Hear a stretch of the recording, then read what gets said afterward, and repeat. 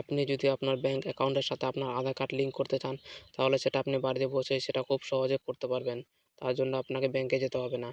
ব্যাংকের সাথে আপনার আধার লিঙ্ক করার জন্য আপনি আপনার মোবাইল ফোনের ক্রোম ব্রাউজারটি ওপেন করবেন।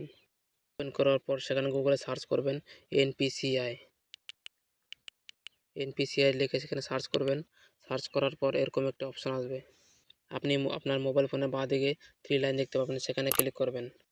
সেখানে ক্লিক করার পর কাস্টমার নামে যে অপশনটি থাকবে সেটাতে ক্লিক করবেন এবং সেটাতে ক্লিক করার পর এরকম একটা ইন্টারফেস আসবে।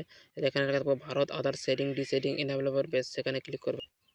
সেখানে ক্লিক করার পরে এরকম একটি ইন্টারফেস আসবে এবং এখানে সবার প্রথমে লেখা থাকবে আধার শেডিং ডিশেডিং, সেখানে ক্লিক করবেন।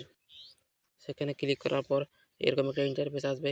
এখানে আপনি আপনার আধার নাম্বার বসিয়ে দেবেন এবং রিকোয়েস্ট ফর আধার, এখানে আপনি সেটিং নামে অপশনটিতে ক্লিক করবেন এবং সিলেক্ট ইউর ব্যাঙ্ক, এখানে আপনি আপনার ব্যাঙ্ক কোন ব্যাঙ্কে বই আছে আপনার সেটি বসিয়ে দেবেন।